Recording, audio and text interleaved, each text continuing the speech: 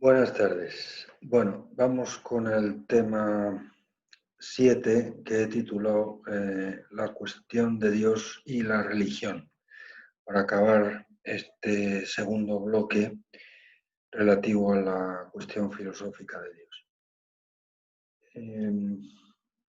Bueno, creo que después de haber examinado las nociones fundamentales que nutren el discurso, digamos, de la teología filosófica dentro de la metafísica, vale la pena hacer alguna reflexión sobre esta cuestión, que no es propiamente metafísica, aunque tiene un cierto fundamento metafísico, pero que está más relacionada, digamos, con la antropología y con la ética. Es decir, evidentemente, la noción de religión, por lo menos de acuerdo con la etimología más obvia de esa palabra, alude a la relación entre el hombre con Dios, ¿no? Entre el hombre y Dios. Religación es una palabra que en el fondo en latín viene a significar una ligadura, digamos una dependencia especialmente reforzada, ¿no? Eso es religio, que viene de un verbo que es religare, o sea, que es atar, ligar, pero con una, digamos, una ligadura, con un vínculo especialmente sólido, fuerte, ¿no? Bien, evidentemente esa expresión se refiere a una relación entre Dios y hombre, por lo tanto no puede desligarse completamente el asunto de Dios, ¿no? Pero, indudablemente, el hecho religioso es un hecho que, en primer término, nos pone de relieve algunos aspectos de la constitución o de la estructura del ser humano. Y concretamente, pues la necesidad que todo ser humano tiene de autotrascendencia, es decir, de ir más allá de sí. Esto es lo que expresa el término, en filosofía, el término trascendencia, ¿no? Trascender es ir más allá. Bueno, pues en cierto modo se puede ver que el ser humano no puede explicarse solo desde sí mismo, o sea, de una forma endógena o meramente endogámica, ¿no? Sino que todo él y todo lo que a él le ocurre, en cierto modo, tiene una dimensión trascendente, es decir, apunta aún más allá de él mismo, al otro, a los otros y eventualmente también al otro con mayúscula, caso de que lo haya. Ya hemos visto que filosóficamente hay indicios racionales, en algún caso más que indicios, demostraciones racionales de que haberlo, haylo.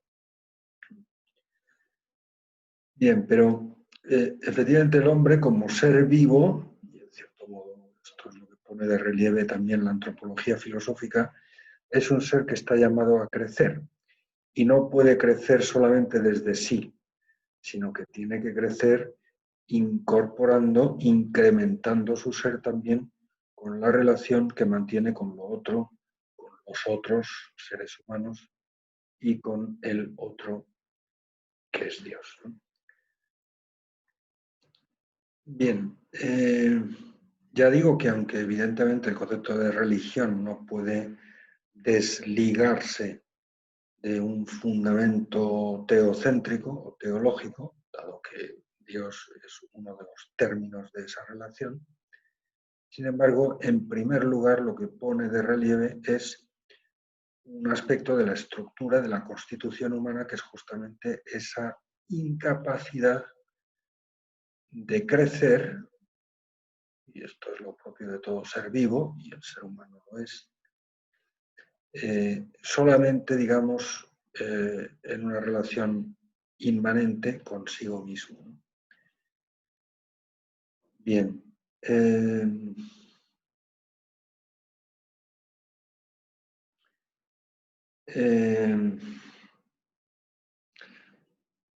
Algunas experiencias humanas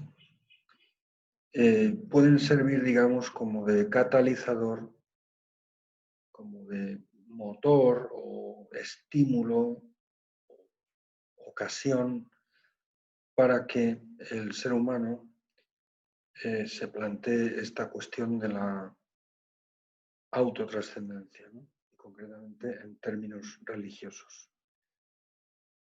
Puede que sí o puede que no, puede que estas experiencias le lleven a pensar en Dios o en otra cosa, pero es un hecho constatable que a muchos seres humanos pasar por alguna de estas experiencias que ahora voy a mencionar puede suponer efectivamente una ocasión de que se plantee la cuestión de Dios, ¿no? Y de su relación con Dios. Esto es obviamente lo que pone de relieve de forma explícita el concepto de religión. Por ejemplo, la experiencia de la vocación, o sea, el saberse llamado a algo, a una misión en la vida. A veces cuando empleamos el término vocación, el contexto en el que lo empleamos puede hacer pensar más bien en, no sé, en una inclinación que una persona tiene pues, hacia una determinada tarea, una profesión. Pues eso es lo que yo quiero ser en la vida, pues eso es mi vocación o la misión que yo tengo en el mundo, etc. Pero en sentido estricto, y desde luego la palabra vocación en latín, que viene de un verbo que es vocare, que significa llamar, significa otra cosa. Es saberse llamado. Y obviamente uno no puede llamarse a sí mismo. Lo que uno puede hacer por sí mismo es responder a una llamada, pero que procede de otro.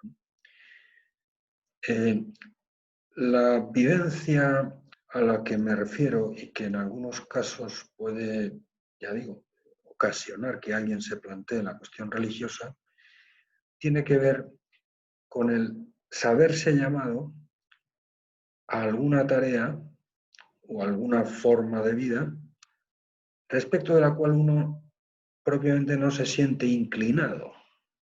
No es algo que a uno le apetezca de entrada, ¿no? Pero uno, a lo mejor, se sabe llamado, y en este caso claramente por otro, no por uno, a algo que constituye su misión, el sentido de su vida o algo así, ¿no? Evidentemente, todas las religiones salen al paso de alguna forma pues de la necesidad humana de encontrar un sentido, un para qué, un significado profundo para la existencia humana. Evidentemente también pues, las religiones tienen algo que decir en relación, por ejemplo, pues a aspectos de la vida no solamente personal, sino también de la vida social, colectiva. En algunos aspectos es claro que las religiones proponen, promueven elementos que pueden significar puntos de conexión social entre las personas, ideas o ideales que son comúnmente compartidos por muchos y contribuyen, en cierto modo, a la cohesión social, ¿no? Esto, de una forma u otra, todas las religiones lo tienen, ¿no? Y en otra experiencia bastante singular es la experiencia de la paternidad. Las personas que han pasado por esa situación, o sea, y tengo la impresión de que, sobre todo las que pasan por primera vez, o sea, los padres primerizos, es fácil que se den cuenta de que tener un hijo es algo que que realmente va más allá o supera, por decirlo así, la capacidad causal de los padres. Evidentemente los padres tienen que hacer algo para que esta criatura venga al mundo, ¿no? Y todos sabemos básicamente lo que es, ¿no? Pero hay una desproporción grandísima, por no decir inmensa, entre lo que hacen los padres como padres para que esta criatura venga al mundo y el hecho de que venga al mundo un nuevo ser humano, una nueva persona. De tal manera que es fácil que padres y madres que reflexionan profundamente sobre esa experiencia de su paternidad o maternidad se den cuenta de que bueno, este hijo lo hemos tenido, se nos ha dado. Evidentemente algo hemos hecho nosotros para que venga, insisto, pero sobre todo es un regalo, sobre todo es un don. Por supuesto que los hijos siempre son de los padres, ¿no? Nunca cabe la condición, digamos, de ex-hijo. Siempre, incluso aunque los papás hayan fallecido hace mucho tiempo, como es en mi caso ahora, pues yo sigo siendo su hijo, ¿no? Y en cierto modo se puede pensar que están perpetuamente en deuda los hijos con los padres, ¿no? Pero evidentemente los padres también se dan cuenta de que los hijos no son meramente una posesión suya. Son suyos, pero no son meramente suyos. Incluso cuando ya empiezan a crecer, pues los papás también van tomando conciencia de que los hijos son cada vez menos suyos, ¿no? Bueno, pues me parece que es una experiencia de una cierta envergadura antropológica y psicológica que en algunos casos, no digo yo siempre, claro, pero en algunos casos me consta que hay personas que les lleva a pensar que ahí ha habido una intervención, además de lo que los padres han hecho. Otra experiencia singular que me parece puede catalizar este planteamiento religioso es la necesidad subjetiva que todo ser humano alguna vez siente de ser salvado, de ser rescatado y, curiosamente, en primer lugar, de sí mismo. Los obstáculos que uno puede encontrar en la vida más fuertes, de mayor envergadura, para lograr lo que en el fondo queremos lograr, no están fuera de nosotros, están dentro de nosotros. Por supuesto que si se trata de una empresa muy ambiciosa, de gran envergadura, pues también uno suele encontrar obstáculos externos, ¿no? Pero los principales obstáculos están dentro de uno mismo, en forma, por ejemplo, de cobardía, en forma de pereza, en forma de egoísmo, de incapacidad de pensar en otra cosa que sea en el propio ombligo, etcétera, ¿no? Y uno se da cuenta de que, pues de que necesita ser rescatado de esos hándicaps, ¿no? De esos lastres que nos lastran desde dentro de nosotros mismos para lograr lo que en el fondo queremos lograr con nuestra vida. Bueno, y uno no puede librarse a sí mismo solo de sí mismo, ¿eh? Como se decía en una antigua novela alemana, ¿no? Pues, del famoso barón de Mühlhausen, ¿no? Barón prusiano, ¿no? Pues que una vez se cayó al río Elba y bueno, pues la corriente del río, que era muy fuerte, amenazaba con ahogarle, ¿no? Y para librarse de aquello, pues el hombre intentaba tirarse a sí mismo de su propia coleta para librarse de la corriente, de perecer ahogado en el río, ¿no? Pues esto no puede ser, esto es absurdo. Uno necesita que otro le eche un cable desde la orilla, le lance, le dé la mano, ¿verdad?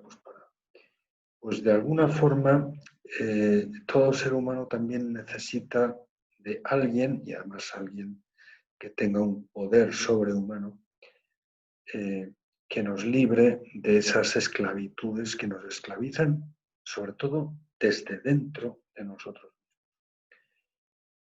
Bueno,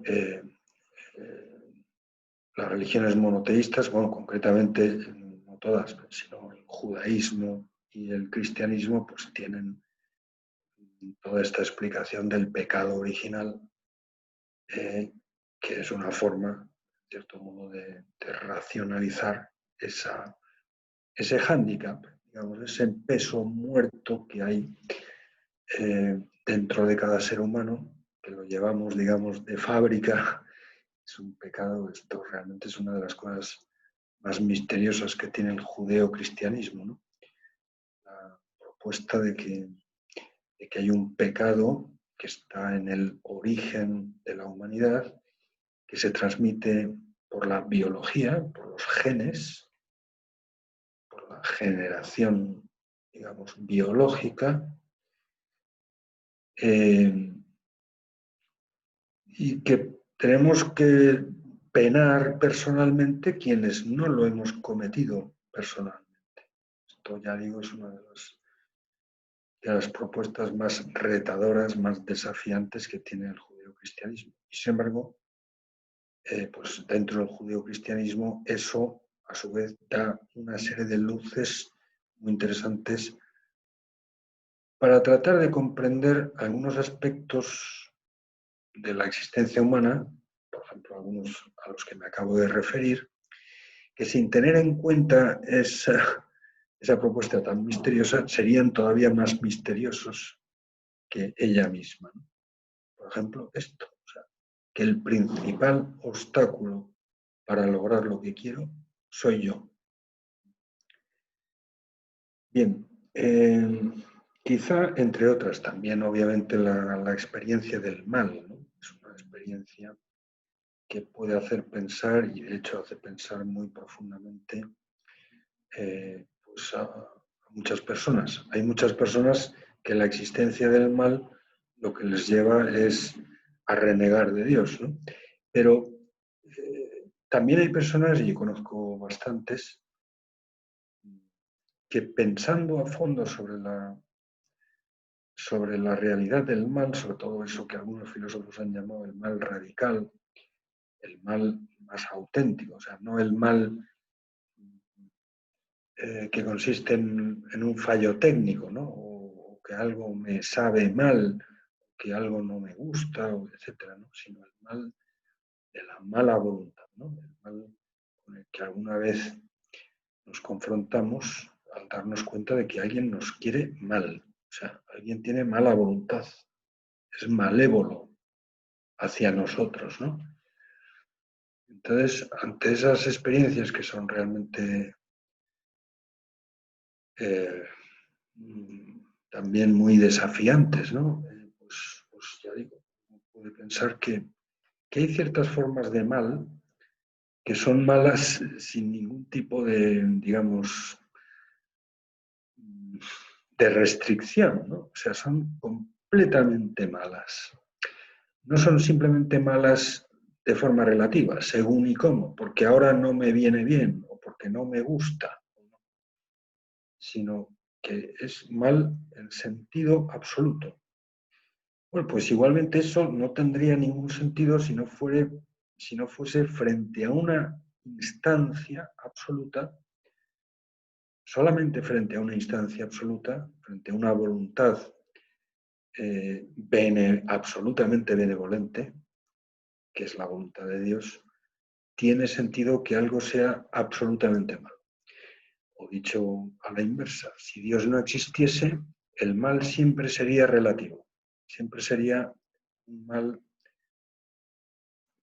según y cómo, ¿no? Un mal que depende de las circunstancias, un mal que consistiría en que algo me viene mal, ¿eh?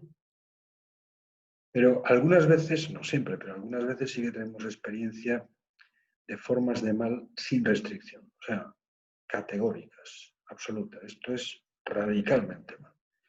Bueno, pues es una experiencia también de cierta envergadura que puede llevar a algunas personas a plantearse la cuestión de Dios. Bien, naturalmente el tema de la religión tiene mucho que ver también no solo con el ser humano, digamos, individual, sino también con las colectividades humanas, con las culturas humanas, ¿no? Y en último término, creo que también lo mencioné en alguna sesión anterior, pues todas las culturas tienen su origen, y esto es una evidencia empírica para los antropólogos culturales, es decir, para quienes estudian empíricamente las culturas, quienes tratan de describirlas, clasificarlas, pues el hecho de que todas ellas tienen en su origen una vivencia de tipo cultural, una vivencia de culto religioso. La religión en todos los espacios geográficos y en todas las épocas históricas, a las diversas comunidades humanas, las diversas culturas, pues siempre ha supuesto en ellas, ya digo, un catalizador, digamos, de desarrollo. Eso es lo que significa cultura. Auge, cultivo, crecimiento, ¿no? Agricultura, ¿no? Pues, acrecer, alentar el crecimiento, ¿verdad? Pues, de la tierra, del hábitat, y también del propio habitante, o sea, del ser humano. No solamente humanizar al mundo, eso que llamamos civilización, sino también el trabajo que el ser humano realiza por crecer él mismo, por dar más de sí, por superarse o desarrollarse, eso también da lugar, pues, a las manifestaciones clásicas de la cultura, el pensamiento, el arte, la literatura, la ciencia, la técnica, las formas de organización social, la propia religión, también es, en cierto modo, eh, eh, algo que el hombre hace y que le ayuda a superarse a sí mismo, en el sentido que decía antes, a trascenderse, ¿no? A mirar hacia arriba, a elevarse por encima, digamos, de su condición modesta o sea, a crecer en último término. Eso es lo que significa cultivar o cultivarse, ¿no? Bueno, pues en todas las culturas, ya digo, el culto religioso es un motor de cultura, es algo que ha hecho pensar mucho a los seres humanos, es algo que ha motivado muchísima, una gran proporción de la creación artística, es algo que ha movilizado muchas energías humanas, ¿verdad? Pues para ayudar a los demás, para constituir instituciones sociales, digamos, proactivas, etcétera, ¿no? Bien, también en ese sentido, pues la religión se puede entender que es un producto humano, algo que el hombre hace con su mente, con su inteligencia, bueno, y también con su iniciativa, y que le ayuda a desarrollarse. Lo que no se puede ignorar, sobre todo si hablamos de la religión cristiana, es que,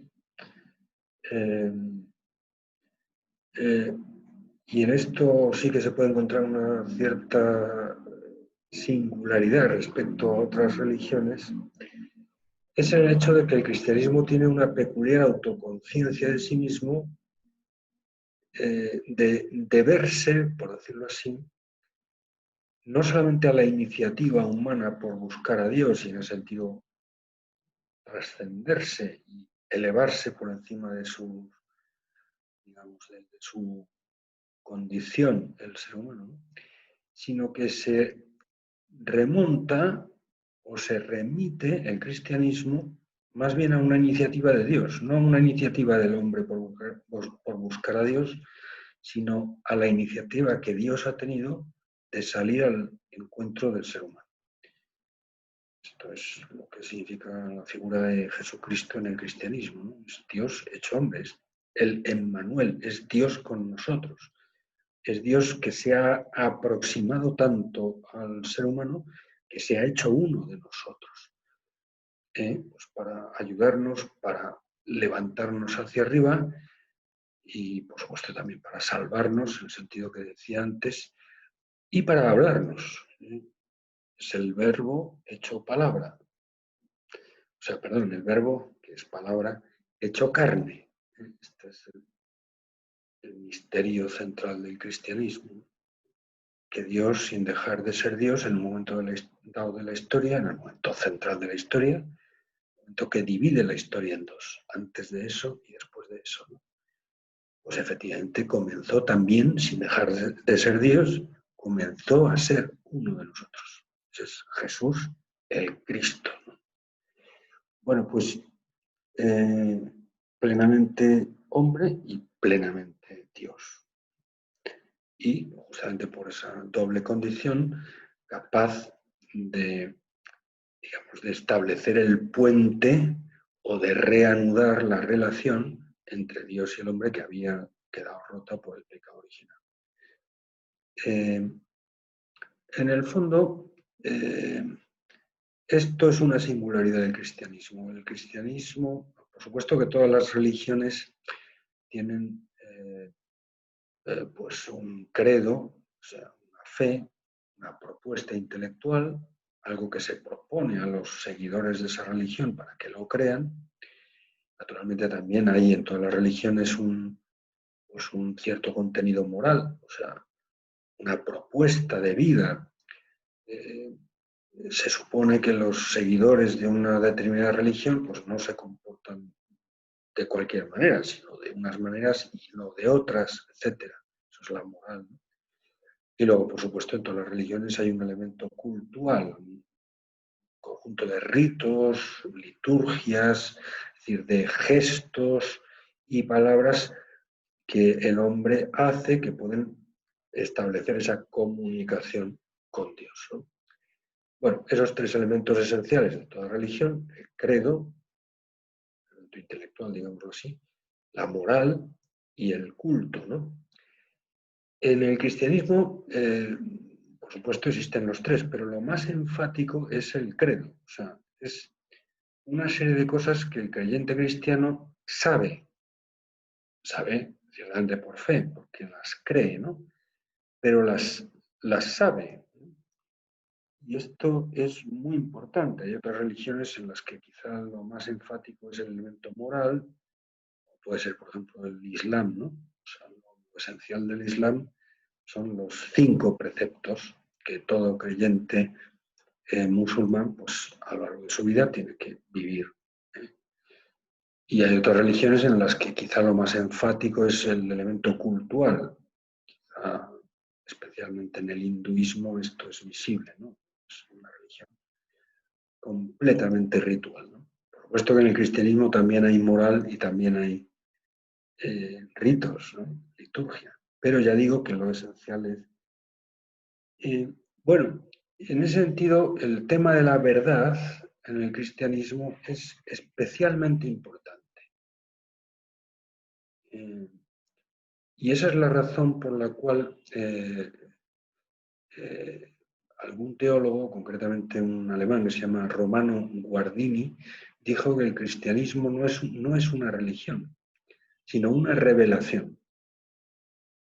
Evidentemente, el cristianismo tiene elementos de la religión, pero entendiendo que la religión sobre todo es algo humano y por tanto parte de la iniciativa que el hombre tiene de buscar a Dios, pues no refleja del todo lo esencial del cristianismo, que es justamente la iniciativa que ha tenido Dios de salir al encuentro del hombre y de decirle al hombre algo que le sirve para salvarse, para darle una nueva vida, pero eso lo ha hecho, por supuesto, Jesucristo, fundándolo, instituyendo los sacramentos, instituyendo la Iglesia, pero también con hechos que confirman sus dichos, sus palabras, o sea, revelándonos algo sobre Dios, sobre el mundo y sobre nosotros mismos.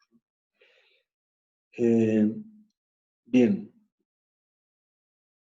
en ese sentido, para el cristianismo es absolutamente esencial la cuestión, digamos, del otro elemento de la relación.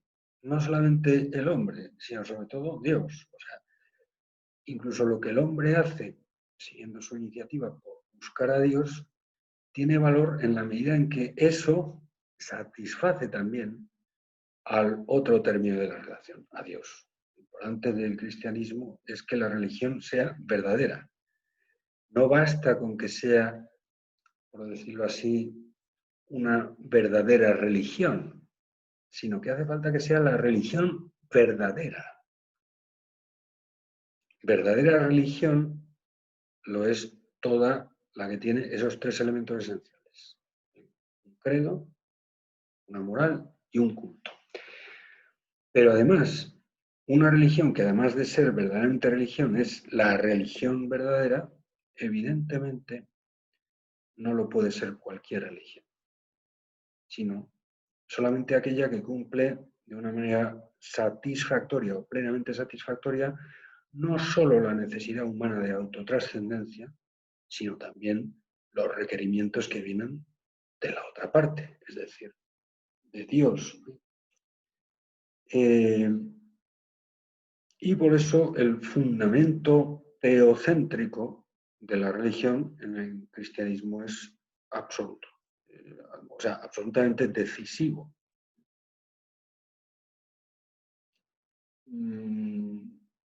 De ninguna manera se justifica la religión, según la perspectiva cristiana, por los eventuales rendimientos, por ejemplo, psicológicos que pueda tener, y toda religión que es verdaderamente religión, pues ya digo, tiene ciertas respuestas de cara a satisfacer la necesidad de sentido, la necesidad psicológica de encontrar un para qué en la vida.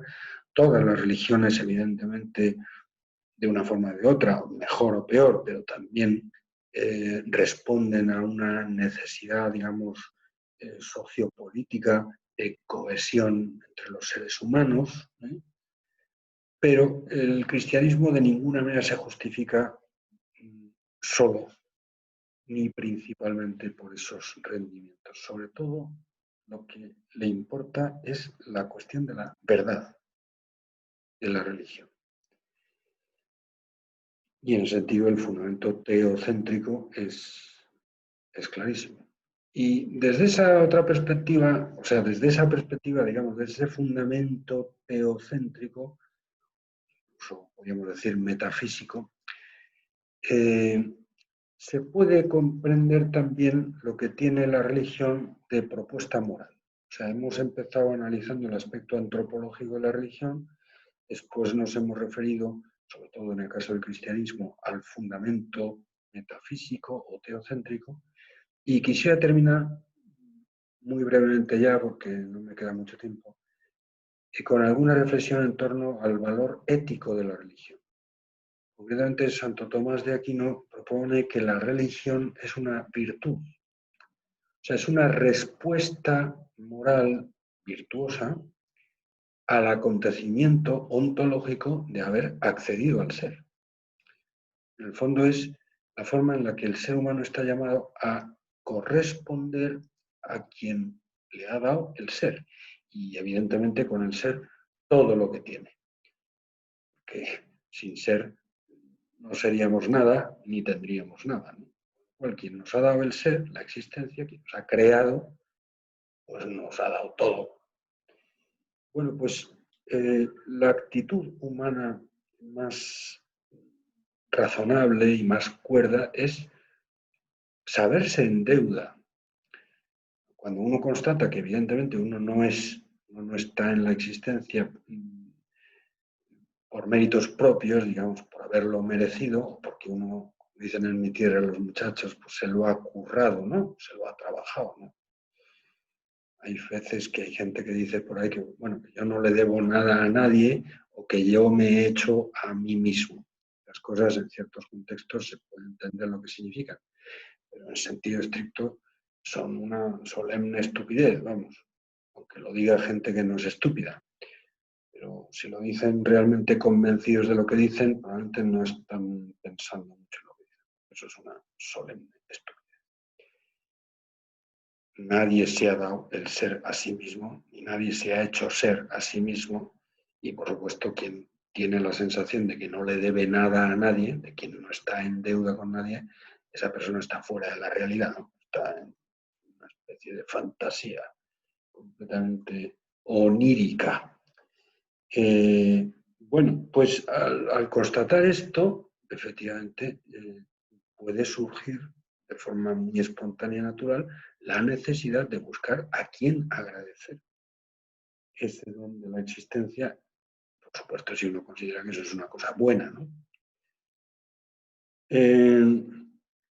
Lo que dice Santo Tomás es que la religión es esa actitud virtuosa, buena moralmente, que consiste justamente en saberse en deuda.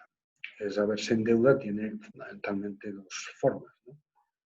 El agradecer y el pedir perdón, que son dos actitudes realmente muy razonables para todo ser humano, pero mucho más claro si se contempla desde una perspectiva religiosa. Entre otras cosas porque esas dos actitudes son esencialmente religiosas, son la esencia de la religión. El agradecimiento y la alabanza a Dios creador. Bueno, pues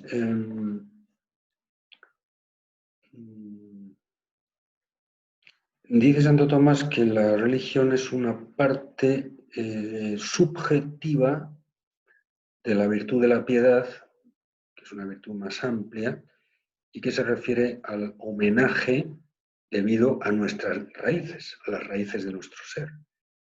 Las raíces fundamentales de nuestro ser para cualquier ser humano son tres. Dios, por este orden. Dios es el origen de que seamos. Nuestros padres es el origen de que seamos seres humanos.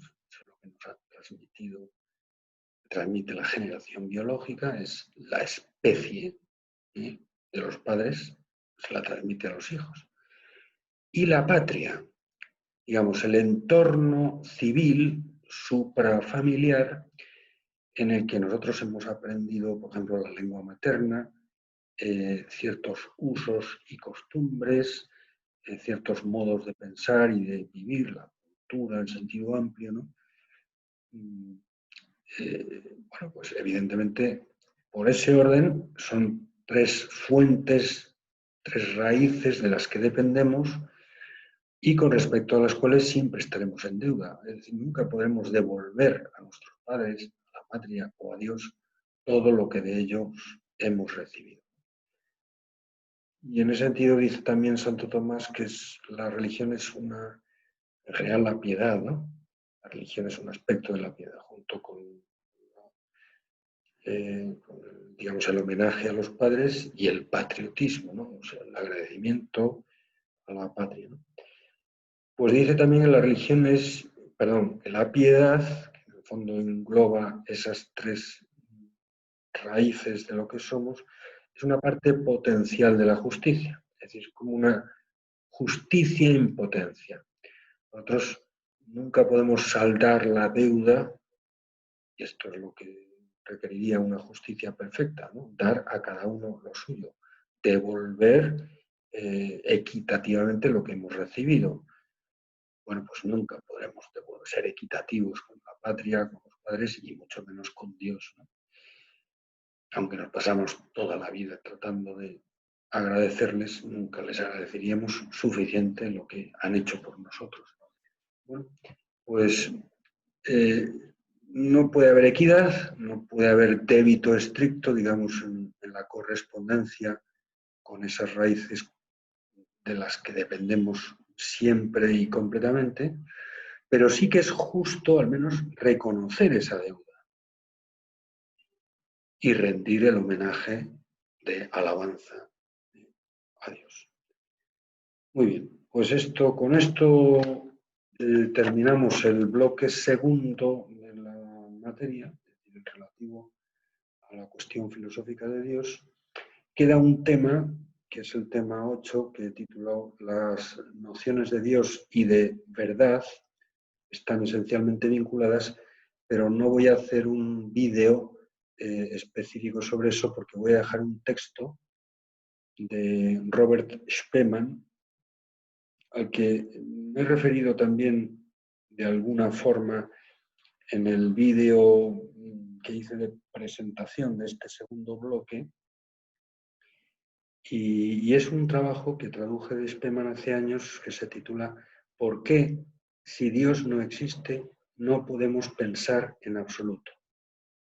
Y es un escrito breve de este filósofo alemán recientemente fallecido, en el que desarrolla una prueba de la existencia de Dios basada curiosamente en Nietzsche, que es justamente el que ha puesto de relieve de forma más clara, como mencionaba en ese vídeo de presentación, la relación entre el concepto de Dios y de verdad. Muy bien, pues con esto ya terminamos el bloque segundo. Hasta la próxima.